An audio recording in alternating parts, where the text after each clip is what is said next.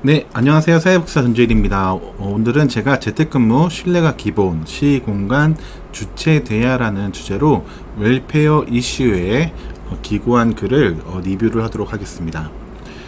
네, 최근 사회적 거리두기 2단계, 특히 수도권의 2.5단계가 시행되면서 재택근무에 대한 관심이 높아졌습니다. 이는 네이버의 검색어 트렌드에서 재택근무를 검색해보면 확인할 수 있습니다.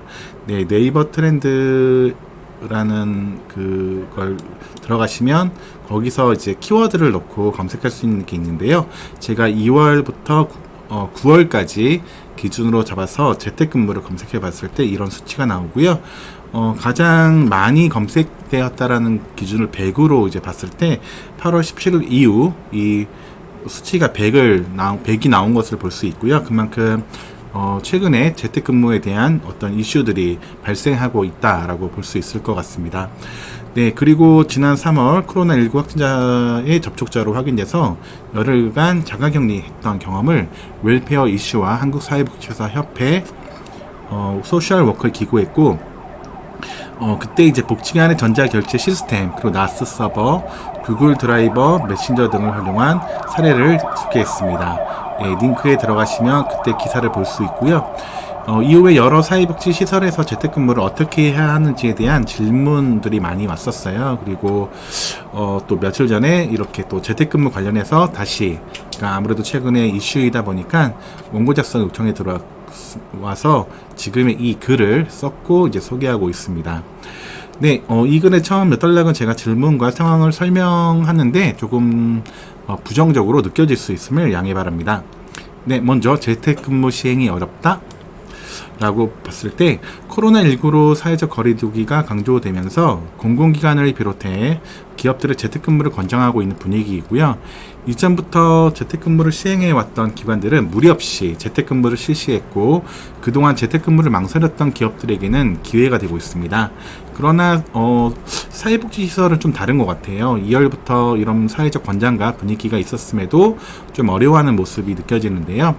예를 들어 코로나19 의심 증상으로 검사를 받은 직원이 2, 3일 집에 자가격리를 하는데도 휴가를 사용하게 해야 할지 또 재택근무를 하도록 해야 할지 망설이게 됩니다. 재택근무의 근거를 어떻게 남겨야 할까를 고민하고 섣불리 재택근무를 시행해서 나중에 지자체의 지도점검에서 지적을 받을까 전전긍긍하는데요. 재택근무 시행을 어려워하는 이유를 재택근무에 대한 명확한 지침이 없어서라고 이야기하기도 하고 사회사업의 특성상 재택근무로 할 수 있는 일이 많지 않다고도 합니다. 또 점점 사회복지시설 내 다양한 직종이 함께하면서 재택근무를 할 수 없는 직원들이 있기 때문에 직원 간 형평에 맞지 않는다는 이야기도 합니다. 재택근무를 좀 더 넓게 유연근무로 살펴봐도 상황은 다르지 않은데요. 노동자를 위한 법률이 점점 노동자 중심으로 개선되면서 만들어진 다양한 제도를 사회복지시설에서는 이런저런 이유로 적용을 어려워하고 있습니다.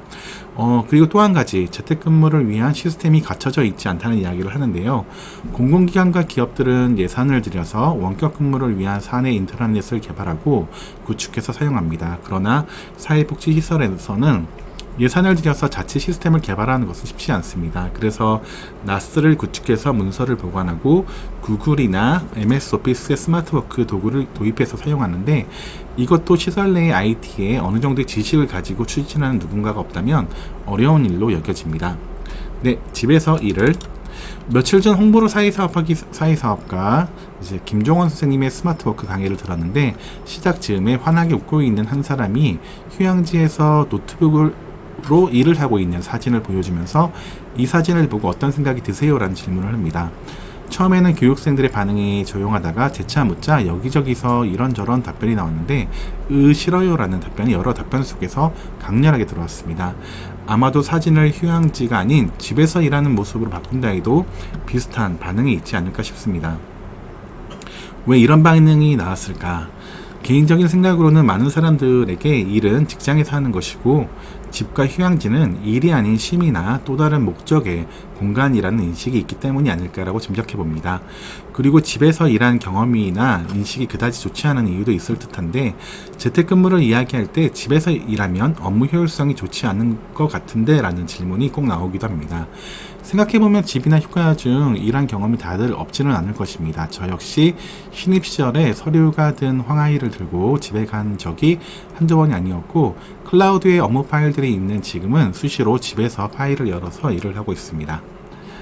9 to 6 하루 8시간 근무. 우리는 오랜 시간을 9시에 출근해서 저녁 6시에 퇴근하는 근로시간을 준수하고 있고, 그 외의 시간으로 근로시간을 변화하는 것이 익숙하지 않은 것 같습니다. 하루 8시간 근무도 그렇습니다. 코로나19로 출퇴근 시간을 조절하는 유연 근무를 권장하고 있어도 9 to 6 하루 8시간 근무는 잘 바뀌지 않습니다. 법에서는 9시 출근, 저녁 6시 퇴근을 정해놓고 있지 않고, 시설에서 직원들이 정하는 취업 규칙이나 운영 규정에서 정할 수 있도록 되어 있습니다. 그런데 또 왜 우리는 9 to 6를 바꾸는 것이 쉽지 않은 것일까요? 오랜 시간 그 시간에 맞춰서 스케줄이 짜여져 있어서일까? 아니면 관공서의 근무 시간과 맞춰야 된다고 생각하기 때문일까요? 그렇다면 재택근무를 할 때에도 9 to 6에 맞춰야 하는 것일까라는 질문을 해보게 됩니다. 네, 이상에서는 제가 어떤 상황들을 좀 설명을 드렸고요. 제가 생각하는 재택근무, 스마트워크, 그 다음에 리모트워크에 대한 이야기들을 좀 해보겠습니다. 첫 번째, 스마트워크는 조직 문화이다. 네, 2016년에 대한민국의 스마트워크 광풍이 불었죠. 기업에서 스마트워크를 실현한 사례를 소개하는 책들을 서점에서 쉽게 찾을 수 있었고, 저도 몇 권을 사서 읽었습니다. 사회복지계에도 스마트워크와 관련된 내용 교육이 생겨났고, 지금까지 보수 교육에서 다루어지고 있는 주제입니다. 4년이 지나가는 지금 과연 스마트워크는 실현되고 있을까? 아쉽게도 그렇지 않다라고 대답하는 게 맞을 것 같습니다. 많은 사회복지 시설들이 전자결제 시스템을 구축하고 업무 협업 시스템을 사용하고는 있지만, 사회복지 시설 전체를 볼 때는 소수이고, 또 조직 문화로서가 아닌 도구로서만 받아들이고 있습니다. 도구만으로 스마트워크는 실현되지 않습니다. 스마트워크 정의에 나와 있는 장소와 시간을 구애받지 않고 라는 문장을 숙고해보면 조직 문화가 변해야지만 가능하다는 것을 알 수 있습니다. 한 공간, 한 사무실에서 일하던 직원이 사무실이 아닌 다른 공간에서 일을 하려면 리더에게는 직원에 대한 신뢰가, 또 직원에게는 책무가 필요합니다. 또 9 to 6가 아닌 근로시간의 유연성을 갖기 위해서는 직원들은 시간을 자신의 것으로 만들어 통제할 수 있는 능력이 있어야 합니다. 이를 위해서는 우리가 사회사업 실천에서 배웠던 권한부여가 실질적으로 직원들에게 보장되고 실현되어야 합니다. 또 앞에서 기술한 재택근무에 대한 의문들, 또 쟁점을 직원들과 같이 고민하고 의사결정을 할 수 있어야 합니다. 두 번째, 기존의 패러다임을 내려놓아라. 많은 조직이 트렌드를 따라가기 위해 노력하지만 실제로 변화하는 조직은 많지 않습니다. 그 이유는 기존에 가지고 있던 패러다임을 내려놓지 못하기 때문입니다. 앞에서 기술했던 9 to 6 하루 8시간 근무도 기존의 패러다임이라고 할 수 있습니다. 그리고 사회사업 실천에서 재택근무가 어렵다고 생각하는 것도 고정관념은 아닌지 우리는 살펴봐야 합니다. 세 번째, 재택근무가 아닌 리모트워크. 네, 집에서 일한다는 것의 의미는 누군가에게는 부정적일 수 있습니다. 그래서 재택근무보다는 리모트워크로 생각해보면 어떨까요?